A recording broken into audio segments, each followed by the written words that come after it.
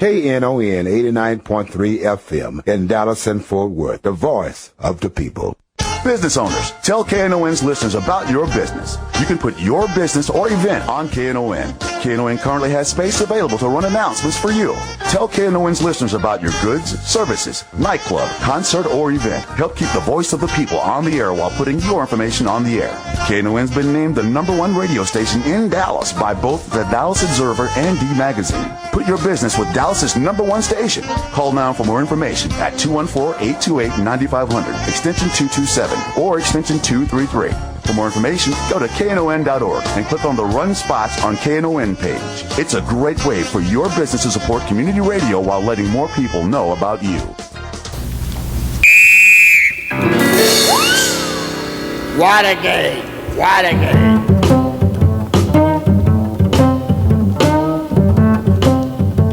Jim Schutze here with Get Off My Lawn. I'm Jim Schutze. I write a regular daily feature in the Dallas Observer webpage called Get Off My Lawn, and every Saturday I come here at 10 a.m. and do another version of it. And the good thing about being here on KNON Community Radio is that sometimes I can get into topics in a little more depth than I can in those short articles online. I was driving in listening to Gene and Bonnie and their guest talking about comprehensive immigration reform and labor law, and was reminded of a really telling anecdote. I have a different topic I want to get to, but because I was so taken by what they and their guest were talking about, I have to run this by you. But when my son was in college in Austin, he stayed down there one summer to work, and he got a really great paying job on a big construction site. He and his buddy that he took the job with were the only two white kids on the job, and everybody else was from Mexico and not immigrants, really 100% illegal.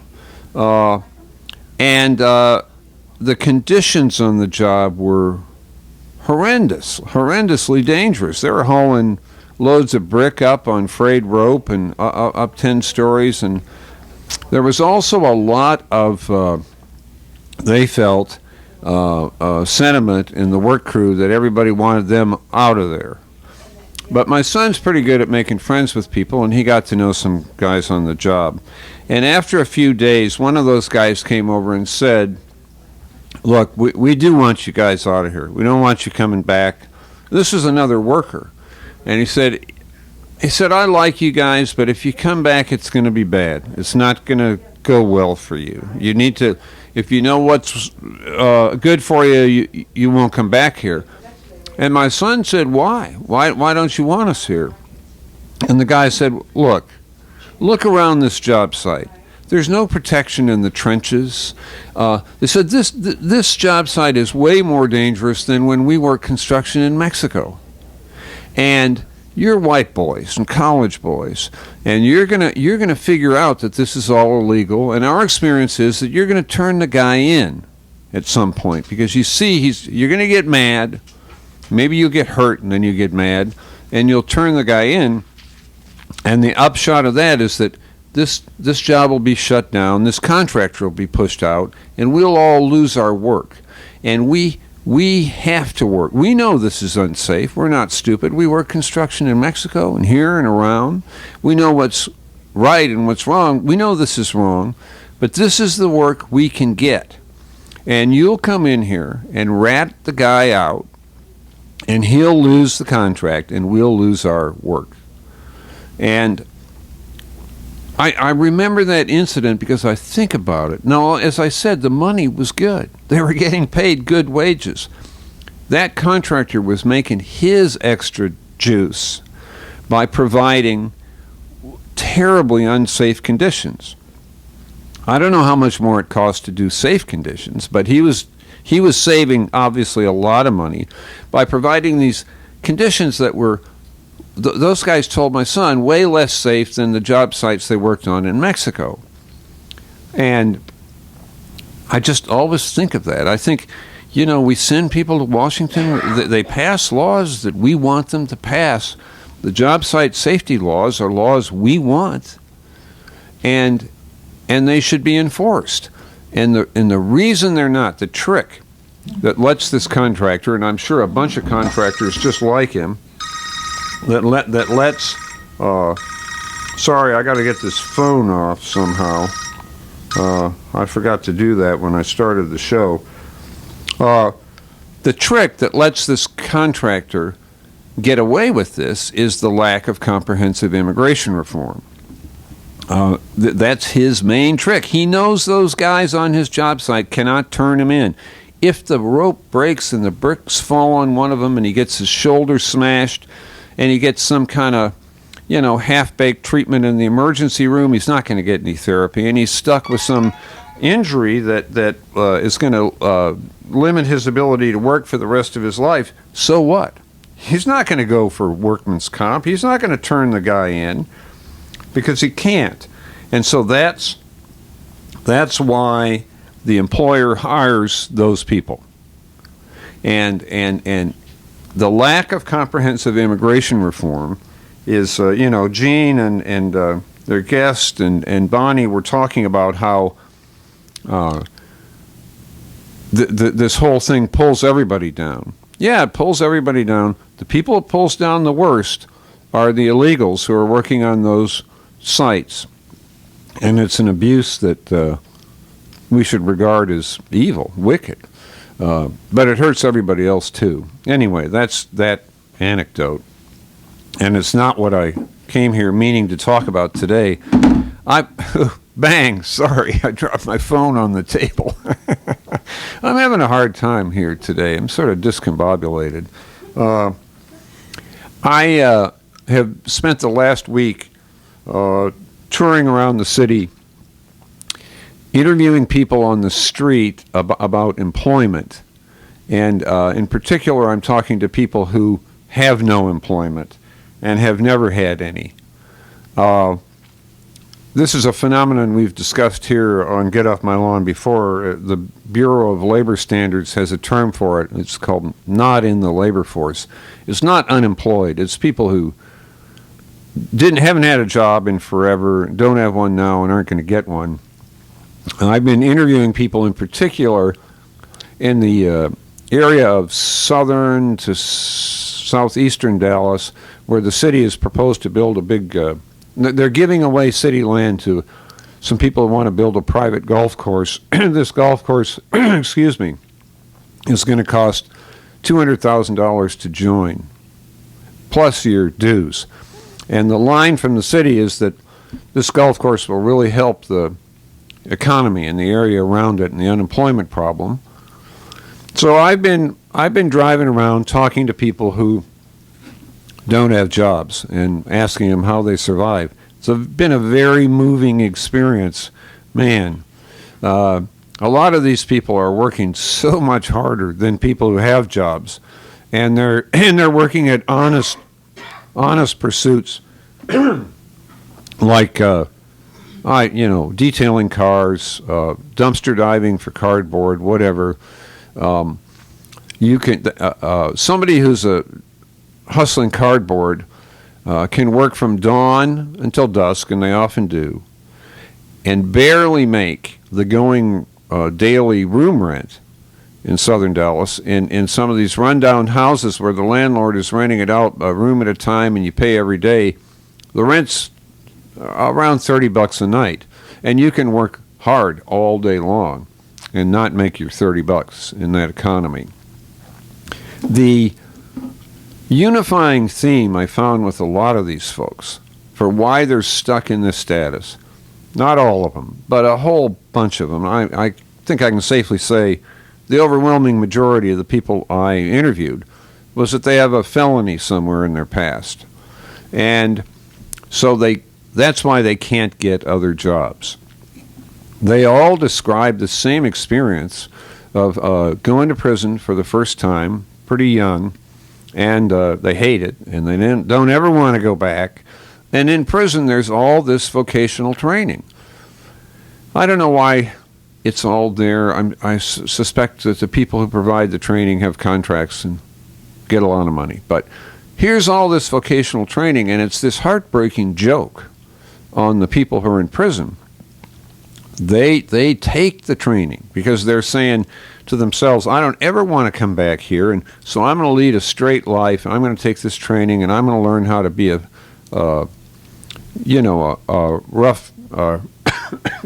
carpenter or a plumber or something like that. Then they get out, and they find out that with that felony on their record, they're not going to be nothing. They're not going to get hired by anybody. That, in fact, their sentence that they thought was 3 years is a life sentence because they are barred from the formal economy for life. Every application has the question, have you ever been convicted of a felony? I ask people, why don't you lie about it? And they say, oh, you can do that, but now with background checks today, they know 3 days later, and you're out.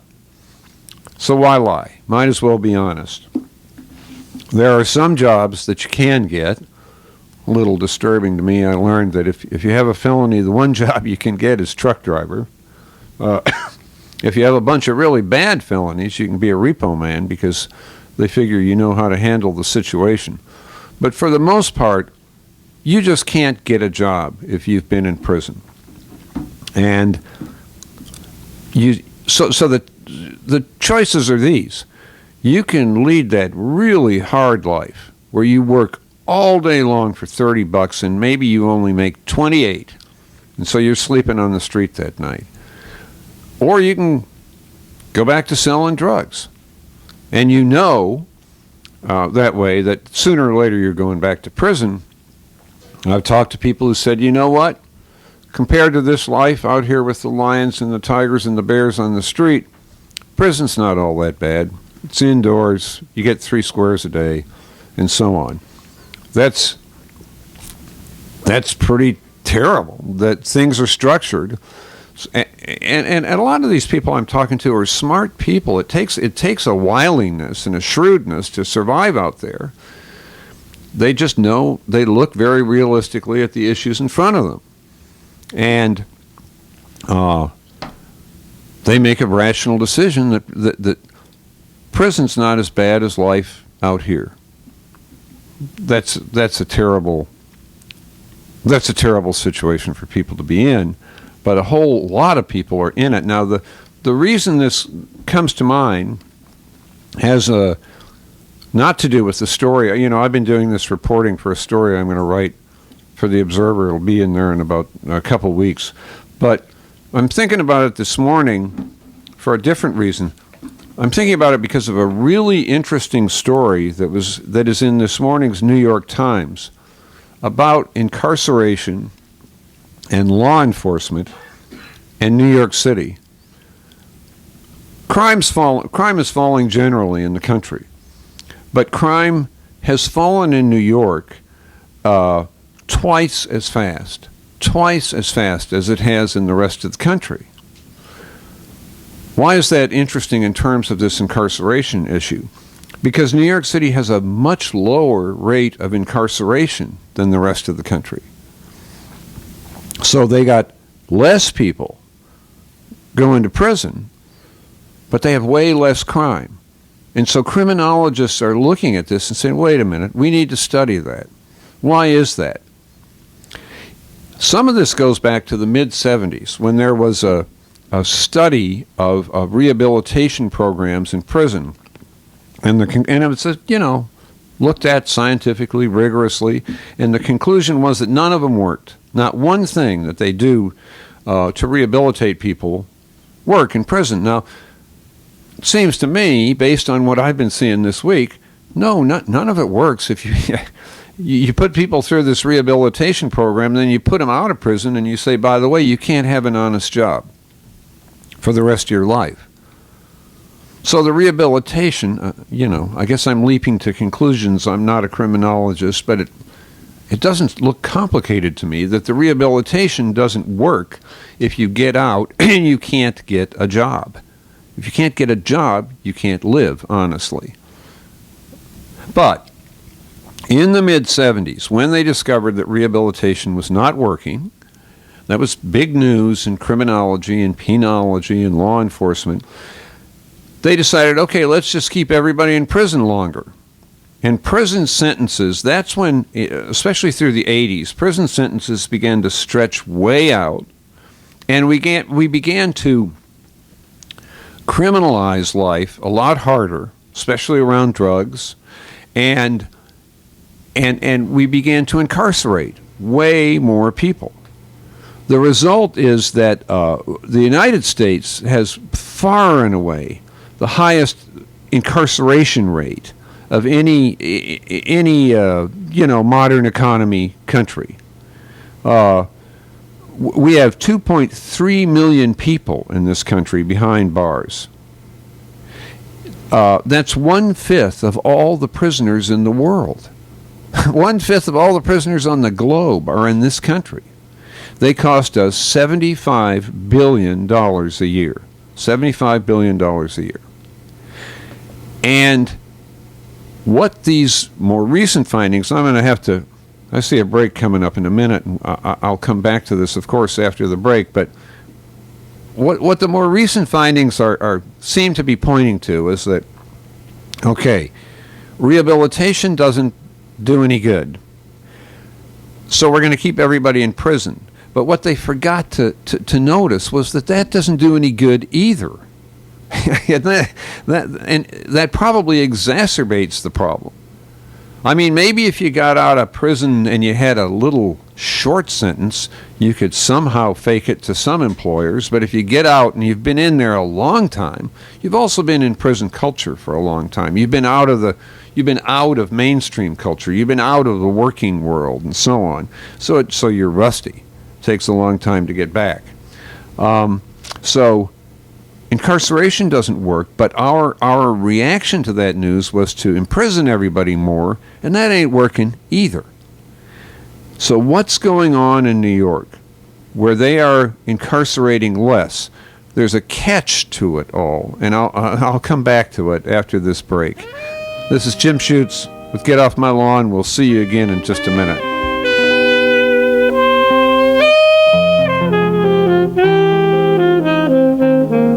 If it's time to get rid of your old gas guzzler, the Knon Vehicle Donation Program can help. There is still a market for those old vehicles, and if you donate it, you are helping to support the quality programming here on KNON. Just call 877-KNON-AUTO or go online to knon.org. We'll take care of everything from pickup to tax paperwork. That's 877-KNON-AUTO.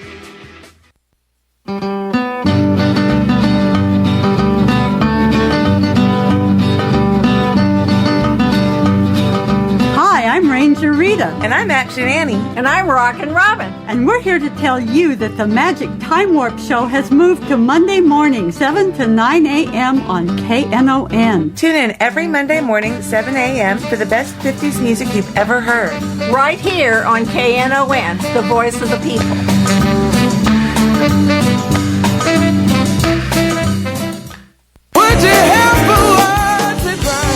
This is Sonny Boy Mark, and I'd like to take a minute here to tell you about over 60 minutes of great blues listening available now on KNON's Texas Blues Radio Volume 5 Blues CD. This is some great stuff, folks. 15 tracks from the Two Tones, Blues Boy Bo, Buddy Whittington, Andrea Dawson, Kirkland James, Sonny Colley, Johnny Red and the Roosters, the Chris Watson Band, the Rough Cut Blues Band, Jeff Stone with Charlie Love, David Millsap, Sir Loin and the Ass Kicking Machine, Michael J. and the Paul Bird Band, and JJ and the Detonators. The 1,000 copies we made are selling fast, and we won't reissue it. Get yours now at Forever Young Records in Grand Prairie, Record Town in Fort Worth, and in Dallas at Bill's Records and Rewind Music. The CD is available as a download at cdbaby.com. All proceeds benefit KNON, sponsored by Forever Young Records. Vinyl copies available at Forever Young Records only. For more info on Texas Blues Radio Volume 5, visit knon.org. Your ears been bending for some blues? Well, feed them the real thing with Texas Blues Radio Volume 5.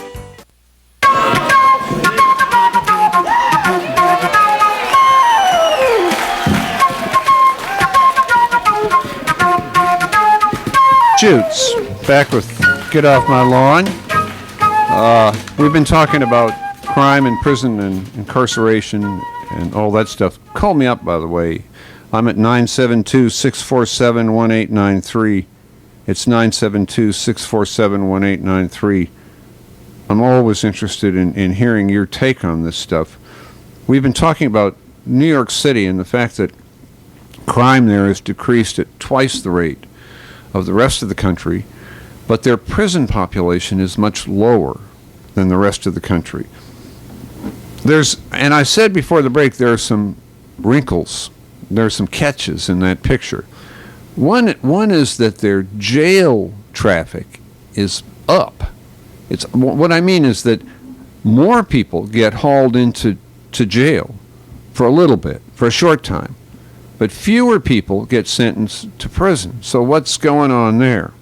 Well, that has to do with how they are policing. Their prison population is down, their crime's way down, but they're spending more money on cops than the rest of the country. And they are using those police in a particular way. It's a system that Chief Kunkel was experimenting with in Dallas, and I don't know if Chief Brown has continued it. He may be. But it's from New York, and it was started by the police commissioner there, Raymond Kelly. It's called hotspot or impact zone policing. And it's based on another finding that criminologists have made. Some years ago, they figured out that a tiny percentage of people do most of the crime. And so they thought, okay, we need to spend our time getting those guys and locking them up. Nobody's ever said that was wrong, but they found an additional fact, which is really important, is that an overwhelming percentage of crime takes place in a tiny percentage of the places in a city. Most of the crime happens in 5% of the territory of a city. And I bet that this will ring a bell with you. It certainly does where I live, in East Dallas. There are just places that are more likely than others for it to happen. And let me say again, call me up, 972-647-1893, 972-647-1893 for your experience with this. So what they did in New York was that they decided, okay, we got these hot spots where most of it happens, and they're places that are sort of predictable. It's a certain transit stop, it's a certain intersection, it's places where it's easy to hold people up, rape people, do whatever criminal activity you're going to do, either because nobody's watching or the people who might see it are going to keep their mouths shut or whatever. It's opportunistic. Criminals see these places where it's easy, and criminals, generally speaking, are not looking for places where it's challenging. They want to do it and get away with it. And so they concentrate in a few areas. And the New York City police have concentrated their efforts. They have more cops, but they have these flying squads. And as I say, Chief Kunkel did this here in Dallas toward the end of his tenure, and they go to these places, and they go there a lot. And crime decreases overnight, a whole lot in those places, because now you might get caught there. In fact, they find that when they start policing these hot spots, they have to be there, all the time. Then they have to be there less and less. It gets to a point where after a while, you only have to have a cop, swing by there and hang around for 15 minutes every few hours, because the word is out that this is a bad place to do your crimes, because this is a place where you'll get caught. They used to think if you do that, the crime's just going to move. That was an absolute, given, an assumption in law enforcement. And I remember, I've had cops tell me all my life that crime is like checkers. You just push it around the board from one place to the other. Well, the research shows that's not true. Criminals are not really out there scouting the map. Well, let me see today. I'll look at the map of Dallas. Now, where is my best location? That's not how crime works, apparently. The criminal wakes up and goes to his corner where he does his crimes, sees a bunch of cops, and he goes back to bed. He doesn't engage in some kind of market study to see where there's a superior venue for his activity. So what they found is that when they do this hotspot policing, they greatly decrease the crime in that spot, and that greatly decreases crime overall. They think that what they're doing is stopping crimes from being committed overall. And they're driving the rate down. And as I say, in New York City, their crime has decreased twice the rate of the rest of the country, even though they have way lower rates of incarceration. I mentioned that they have more people in jail for lesser offenses. So what they seem to be doing is catching people before they do the big one. They're busting people for a lot of illegal weapons charges, stuff like that. They see the guy who might be on his way to that corner to do that robbery, and they bust him for possession or something. And they've got the penalties for that stuff down way lower. So that guy's in jail for a while, but he's not going to prison. So here's the big catch. And here's the one I'd like you to call me about. I'm at 972-647-1893. At the heart of this New York system of hotspot policing and impact zone policing, it's called, where you have these flying squads of police officers who go to these particular places where they know there's going to be a lot of crime. At the heart of that is that nasty old creature we call stop and frisk. That's how it works, man. They are stopping and frisking people looking for guns. So who's getting stopped and frisked? At a lot of these locations, it depends on who's there and so on, but they're profiling. That's how you stop and frisk. You profile. And the profile works overwhelmingly against, for example, young black men. So you may have a guy at that transit stop who's on his way to his job as a home health care worker. Or maybe he's on his way to medical school. Or maybe he's on his way to his job, as an attorney or something. And he gets stopped and frisked. And he knows that he's getting stopped and frisked because he's black and he's a young man. There is research that shows that increases crime rates. Why? Well, because it breeds contempt. If you stop and frisk young men who know they're not doing anything, and they know you're just stopping and frisking them because of how they look, then some of the research shows that they tend to develop a pretty negative attitude toward law enforcement. Certainly a lack of respect. And that's a cost of stop and frisk. You're stopping and frisking. If you're stopping and frisking all day long at the hot spot, you're stopping and frisking X percentage of people who didn't do anything. And who wants to be stopped and frisked? It's embarrassing, it's humiliating, and especially if you know that it's happening to you because of a profile, it's infuriating. But in New York, Mayor Bloomberg says, yeah, there are problems with stop and frisk. It ain't perfect. We regret that it works the way it does against some populations, but it works. It's at the heart of hotspot policing. Some hotspot policing isn't stop and frisk, but it's this door knocking that's halfway between door knocking and door kicking. Where they beat on that door and they want you to come to the door very intimidated because they're thinking you might have a drug house going in there. It's not knock, knock, knock. Hello, Mr. Schutze. This is your police department. It's bang, bang, bang. They want you a little intimidated. And that has the same effect as stop and frisk if you're not doing anything. If you come to the door and they look in, they decide you're okay, and they say, that's it, you're going to say, well, wait a minute. Why were you beating on my door? How'd you pick me? So there is this cost of the hotspot policing that is involved, because it involves profiling, which involves discrimination. What Bloomberg says and what the others in New York say is that the victims of crimes in these crime hotspots are overwhelmingly minority.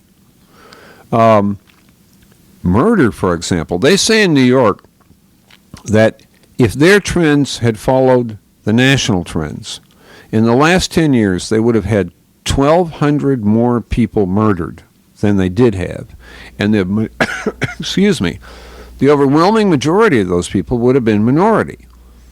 Now, we had a little window on this when we had our incident at Dixon Circle. There were a bunch of people, and we talked about that here on the show. I forget the dates now, but this was the incident where police raided a drug house, chased a guy, and shot and killed him in the chase. And there was a near riot in the streets. People who were unhappy about that whole approach to their neighborhood. But if you read the stories deeply, and by the way, if you followed the coverage in our paper, the Dallas Observer, there was some great reporting by our reporter Anna Merlin, who talked to families in that area, and they said, please bring them on, bring the cops on. We're honest people, and we're stuck here with all these criminals around us, and we need some help. And we want you to come in here and kick doors and stop and frisk, because we're the victims otherwise. Otherwise, those criminals run our neighborhood. And we're willing to put up with the inconvenience, the harassment, and even the infuriating moments involved in this kind of hotspot policing in order to get rid of the crime. That's what we want, is to get rid of the crime. So that's an issue that has a bunch of sides to it. The overarching thing for me, because I've been out on the street talking to all these people who are just struggling to survive, and they're struggling because they've been incarcerated. And that incarceration is this big X on their lives that they can't get rid of. The overwhelming reality to me is that that's not doing any good. This huge boom in incarceration in our country is not solving anything. And the evidence of New York is that maybe it's exactly the wrong thing to do. That maybe we need to get the money out of prisons and put it into cops and put it into law enforcement techniques that we think do work. The more people you can keep out of the system, the more people who don't get felonies on their records, those are the more people who can come out and have a decent shot at rehabilitation. And I'll come back to this in a second. We got a caller. I think that I think people are pretty smart about rehabilitating themselves. What they need is a job. But on 3, Michael, Friend. How are you? Oh, up and down, round and round, you know how life is, sir. What's up today? What I'm meaning is, I'm not meaning to change the subject, but the subject is the same. But I'm wanting to get the clarification. I haven't been able to get the written observer, and I haven't heard you lately. And I had read the articles on the recent incidents concerning Reverend Johnson, and I wanted clarity on the facts and the point of view at this time of Jim. It's not ringing a bell. Reverend Johnson is who? Johnson and the Korean convenience store. Oh, you know what? I think you're talking about the Shamrock. I appreciate your call. This is way in the past for us, Michael. But I need clarity. I wasn't able to hear. And could you please just clarify for me? Michael, I hate to be a jerk, but I'm not going to do that because I'm on another subject. I'm sorry. I appreciate your call, but I'm going back to what I was talking about before, which is incarceration, law enforcement, and what works and what doesn't. To reduce crime, it's not just reducing crime, is it? It's what kind of world are we in? What kind of society are we in? Why do we want to fill the streets and fill whole neighborhoods with people who can never work? I got going on this because of that golf course deal. I started studying the census tracts around the area where they want to build the golf course. Over 50% of the people in some of those census tracts are in this category called not in the labor force. Over 50%. Didn't have a job, don't have a job, can't get a job. And that is a catastrophe. And I don't believe anybody wants that condition to occur. As I said, I'll come back to this after the break, but my experience in interviewing folks who are in this status is that, man, you see a lot of real courage. You see a lot of incredible hard work and determination to survive. You see a lot of people who are willing to live really, really poor, really, really hard lives in order not to break the law, in order not to go back to prison. You see a lot of great people who could be very, very productive citizens and would be if they didn't have this X in their past, which is the felony conviction. We'll come back and talk about this in the last section. Call me up, 972-647-1893. It's Jim Schutze with Get Off My Lawn. See you again in a minute.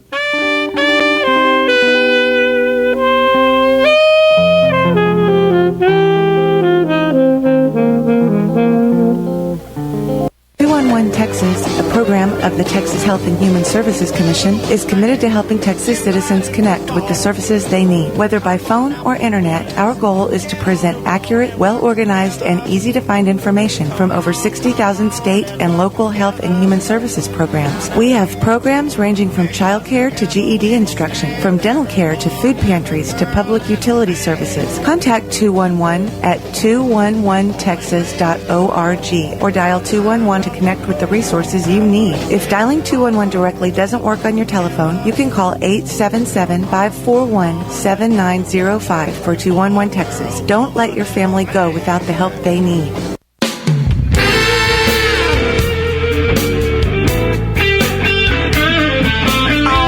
Sonny Bryan's Catering presents the 14th annual Knon Blues Festival this weekend, Saturday and Sunday, at Poor David's Pub. Join us for the biggest blues event of the year, starring the Royal Rhythmaires, Bobby Patterson, Blues Boy Bo, the Aaron Burton Band, Andrew Junior Boy Jones featuring Terry LaPie, Pete Barbeck and Seventh Son, Bonafide Blues, the Deep Ellum Rhythm Kings, the Dallas Blues All-Stars featuring Hash Brown and Mike Morgan, the Knon Blues Review with Blue Lisa, Sonny Boy Mark, Greg A. Smith, Jeff Stone, and me, J-Mac. Big Charles Young, the Drew Elaine Band with special guest Sirloin, and the Super Kings. This is the big one. You never know who's going to show up as a special guest. Don't miss out on this huge blues show. Advance tickets are only $15 and are still available at knon.org, Bill's Records in Dallas, and Forever Young in Grand Prairie. See you this weekend at the 14th annual Knon Blues Festival presented by Sonny Bryan's Catering. Hey, babes, take one. Jim Schutze back with Get Off My Lawn. We've been talking about incarceration, crime rates, and law enforcement stuff. Got some callers lined up that I want to get to before I go back to my blah, blah, blah. We got Eric on line 4. Eric, are you still there? Yes, I'm here. What's up this morning? Well, I just wanted to make a comment about the hotspot policing. I live in Oak Cliff, and this week I was shaken down by some cops for just walking my dog through the neighborhood. Mm-hmm. I was just walking my dog at night, 9:15, and they stopped me and frisked me. And were asking me for information and threatening to send me to jail for just walking my dog. Let me ask you a question about that. Do you look back on that and say, oh, well, they're out here trying to reduce crime, so it's okay? Or do you think, no, this is not okay? No, because they really crossed the line right away and became extremely belligerent right from the start. Yeah. And I don't know many criminals that walk their dog to commit crime. Might walk. Yeah, and they were frisking me, and they were getting really aggressive and telling me that I had to cooperate or they were going to take me to jail for walking in the street. So it had to be, they got ugly early on. Yeah, really quick. And kept threatening to send me to jail. Right. And the frustration I have with it is I rely on police officers a lot, and I've had a lot of contact with police officers for crime in my neighborhood. Right.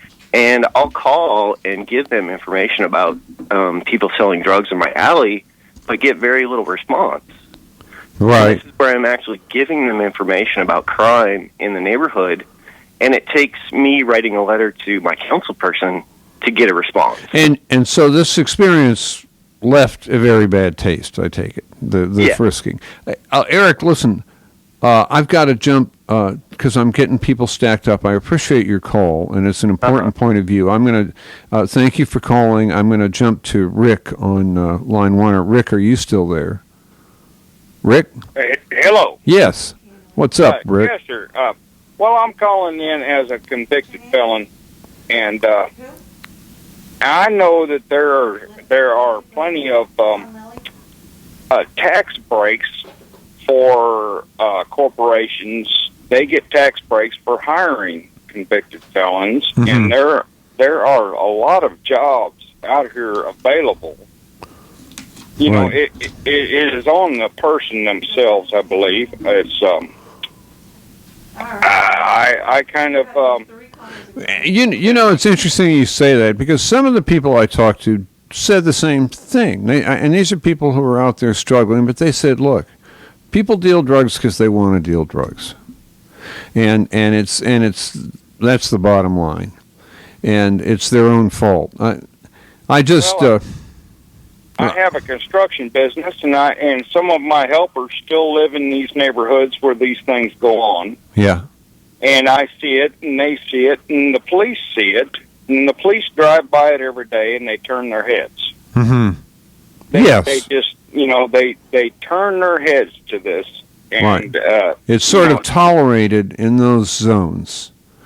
And that's just, if you want to do something about it, you have to start right there where you can see it going on. Right where it is, and yes, and that is how the hot spot thing works. Look, I appreciate your call very much. I'm going to jump to another caller only because we got them stacked up and we don't have a lot of time left, but thank you for calling.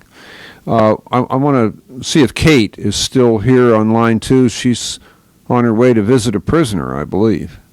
Kate, hi. Hi there. You want a little bit of my blah, blah, blah? Sure. I am loving your radio show. I'm so thankful. I was skipping around looking for something, and there you were. And great, thanks. Actually, I'm driving to see my son. He's incarcerated they gave him 7 years, and, this is every other couple weeks visit. Right. 4 hours, towards College Station. But anyway, I was listening to talking about when they come out and the felon charge, and I was just listening to Rick, and it's thinking, which comes first, chicken or the egg? Do you put more cops out there doing the hot spot, or do you put more money into helping convicted felons to find work, not live with their mothers for the rest of their lives, and be a drain on society and social welfare? Yeah. And I think the judicial system here in my area, Fort Worth, was very fair to my son. They gave him a lot of breaks. He broke the law. Right. And I just thank you for what you're doing, and I will follow up with you after this radio show to see if there's something else we could talk about. Because I think mental illness is an issue with a lot of convicted inmates. There's issues there, whether it's drug use or natural mental illness. I don't know. I think a lot of them are closely tied to the hip. Winds up in the same place. Yeah. And my dad was a police officer, and I have great respect for the law. They scare the shit out of me now, but just because I've seen what's happened. But I think this hotspot stuff is good. And I think, as Rick said, they need to start on the street. You know, if they had stopped some of the young dealers that were dealing to my son, maybe he wouldn't have thought, well, gee, I can be a dealer too, you know? Yeah, and you can just make it harder to do criminal stuff. And it's not like people who are a lot of people I run into who get involved in crime. It's sort of a path of least resistance in terms of temptation and everything else. And so you put more resistance there. And you make it harder to be a criminal, and you'll have less criminals. Kate, thanks very much for calling. Big hugs to you. You're my new favorite radio person. Mwah. Great, thanks. Here's Lily Brown on line 3. Lily, are you still there? Yes, sir. What's up this morning, Lily? I'm sitting here playing Spider Solitaire. I listened to the previous show, and then I listened to your show, and your show's been very good, and the previous show was good. Thanks. That's been a thing in the four corners of my mind about prison and prison reform. I believe that they should work harder to put money towards prison reform as opposed to punishment. They concentrate so much on punishment, and then people come out meaner or more smarter to do crazy stuff when they come out. I also think it's wrong for them, okay, like you serve your time, all the time you're supposed to serve. I don't think you should still be punished once you get out. Yeah. You know, putting on that application, I have a felony, then people are not going to hire you when they see that felony on there. And people don't understand that aspect of it, that it becomes this life sentence and how much harder it is. That's wrong. Yeah. That's wrong because we've all done something that we're not proud of. Some of us just get caught. Oh, so many people my age, I hear them, when we talk about this, they all say, there but for the grace of God. One car accident, drinking too much. So many people are not in this position by blind luck. And, right, that's true. That's true. Or either they had money or whatever to prevent them from going, and having a blight against their record. Right. And some people have money where they can pay and get their record expunged. Yeah. I feel like once you have served your time, you've done what you're supposed to. I don't care what you did. You've done what you were supposed to do as far as paying for that crime. You shouldn't pay for it for the rest of your life. You should not be able to get quality housing. Right. You know what I'm saying? Now if you go out there and do something crazy again, well, then you're going to be punished, But I think you should be still given the opportunity to try to go right. Because like you said, if you're not given an opportunity, you have no other recourse but to go right out there and do the same thing all over again. What strikes me, Lily, in these conversations I've been having with people who have been through this, is that there may be some dumbbells in the crowd, but most of these are pretty smart, rational people. Very, very smart. And even people that have dealt drugs for, if you can run a drug ring, you can run a company. Right. And the reason why I said it is because I have my own company. Right. And if my grandkids, I have a tax business in Pleasant Grove area. Right. On I-30 in Jim Miller. Been there 16 years. And I saw my grandkids, my grandsons wanting to sling because they felt like that's the only way I can make good money. Yeah. If they work for me, I pay $45,000 out in salary between the months of January through April. And I pay it to my grandkids. I got a couple people that go to my church that probably wouldn't be hired elsewhere. I do that. Now, I could, keep most of that money for myself. I can run my own tax business. But I chose to create an avenue for people that would probably be out there slinging drugs or whatever. But they're working for me. They're feeling proud. They're making decent money, and they're feeling proud of themselves. And then it's enabling them to take care of their children properly. Because I feel like a lot of men will take care of their children better if they had a quality job. Sure. But because they don't have a quality job, a lot of times they walk off and they leave their family. Yeah. I got a new company now, and it's a roofing company. Right. And I'm praying that God will lead and guide us. I don't know really smart about roofing, but last year I had about 4 or 5 contracts. But I'm hiring people. Well, let me ask you. Let me ask you a question. Because we had a lot of this gets down to preventative law enforcement, and a lot of that gets down to the hotspot stuff, which gets down to stop and frisk. And I had this earlier caller Rick, I think his name was, who said he was out walking his dog. The police stopped him, frisked him. They weren't cool about it. They were ugly about it, threatened to haul him off to jail and so on. And that left a bad taste for Rick. Right. And see, where Rick was cool about it, somebody else, this has been done to them several times. They're going to be highly agitated. They'll give that one little angry shoulder shrug that turns it into a beatdown, and turns it into an incident, and turns it into maybe prison time. And that should have been avoided. Yeah, but don't the police? Do you think the police can get out there and with these concentrated enforcement efforts stop a lot of it before it happens in certain areas? Yes, I do. They need to be trained in how to do so. Yeah. Yeah. When he was telling his story, I thought, okay, if you're going to do stop and frisk, why can't you be trained to know that a bunch of the people you're stopping are not criminals, and so you don't want to treat them like criminals until you know they are? Like me, I don't steal. But if I go in a store and someone is all behind me, every step I make, just because I'm black, and I'm probably going to steal something, I am agitated. Sure. I'm very agitated. And you might... about that. And a lot of times I just walk out the store, don't buy a doggone thing, because they have, agitated me or made me feel small. Well, you're nicer than I am. I'm always tempted to drop a bottle of apple cider on the floor and say, oops. And I realize they have to protect their property. I realize people do still. Lily, I gotta let you go because we're running out of time. I very much appreciate your call. We got just enough time. I hope Randy is still on line 4. Randy. Good morning, Jim. I'll try to be quick. How are you? I'm sorry it took so long. No problem. That was a good conversation. Hey, what does it all boil down to? The need to make it to where ex-felons get a better chance at a job, the need to feel like we need hot spots where people get stopped and searched that are out walking the dog, that the police are not trained, and they shouldn't really be trained, that everybody might not be a criminal. They're trained that any one person could potentially be a criminal. Yeah. And holding a gun at any one time, whether they're a law-abiding person that's not out there doing illegal narcotics or they're just walking the dog with their pistol with a permit. But it all boils down to the drug war.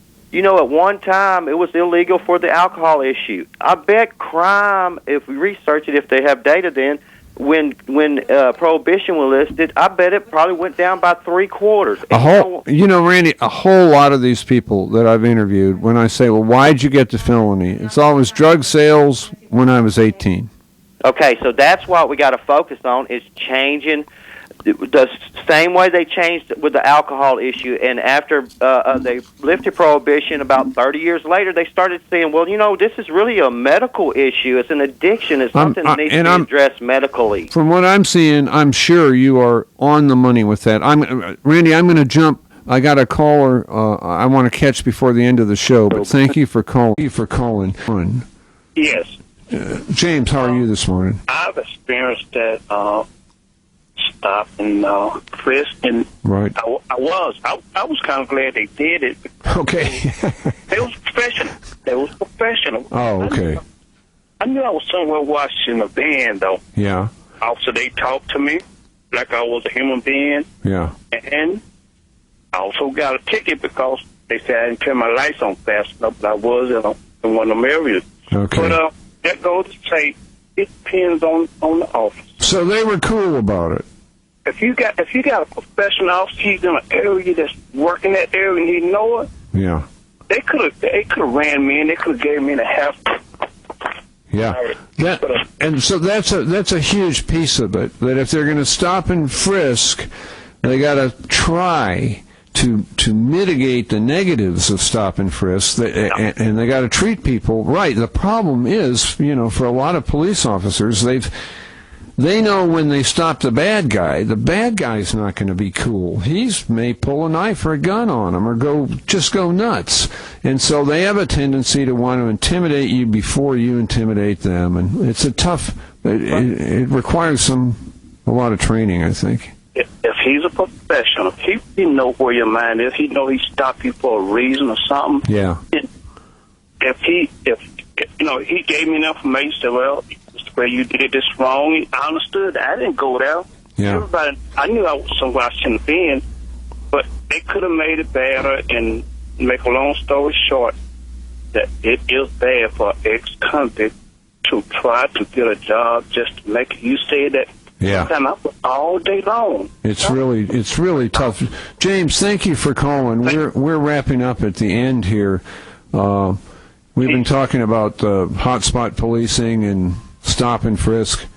I have a friend, well, he's no longer with us, a friend who's no longer alive, but at the end of his life, and he was a very respectable kind of business guy, but he was going through a lot of illness and trying to still get around. He didn't look great, and he didn't always pay all the attention he should have to his appearance. He was sitting out in front of the Dallas Public Library, and the Dallas police pulled up, and they said, "Hey, buddy, how are you?" And he said, "I'm fine." They said, "What are you doing?" He said, "Well, I'm just waiting for a ride." And they said, "Oh, you're waiting for a ride, eh? Where are you headed?" And all of a sudden, this light bulb went off over his head, and he said, "Are you guys making me for a homeless person?" And they kind of looked at him like, "Yeah." And he was so angry. I mean, he hadn't been made for a crook. He'd been made for a homeless person. He told me this story, and I said, "Here's the deal. You look like a homeless person. You need to devote some more effort to appearance if you're going to be downtown, or this is going to happen again." But I always think of that example because there's no way to feel good about being stopped. There's no way to feel good about being made for anything.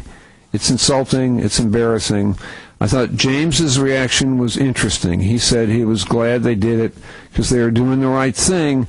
That's part of the New York story, that the victims of these crimes are the people in the areas around them. And so maybe the stop and frisk thing is the price we have to pay. I don't know. It can be too great a price. The one thing we know for sure, all the research shows it, the rehabilitation stuff they do in prison doesn't help because people can't get jobs when they get out, and prison doesn't help. And as I said at the beginning of the thing, we have a huge share of all the world's prisoners here in this country. The New York example, where they have way less crime but way less incarceration, would show that they're doing something right, and the rest of us are doing something sadly wrong. I've enjoyed the conversation as always, and thank all of you for calling. In. We'll see you here next Saturday, 10 a.m. Jim Schutze, Get Off My Lawn. Walking where? Where's he going? KNON 89.3 FM in Dallas and Fort Worth, the voice of the people. Business owners, tell KNON's listeners about your business. You can put your business or event on KNON. KNON currently has space available to run announcements for you. Tell KNON's listeners about your goods, services, nightclub, concert, or event. Help keep the voice of the people on the air while putting your information on the air. KNON's been named the #1 radio station in Dallas by both the Dallas Observer and D Magazine. Put your business with Dallas's #1 station. Call now for more information at 214-828-9500, extension 227, or extension 233. For more information, go to KNON.org and click on the Run Spots on KNON page. It's a great way for your business to support community radio while letting more people know about you.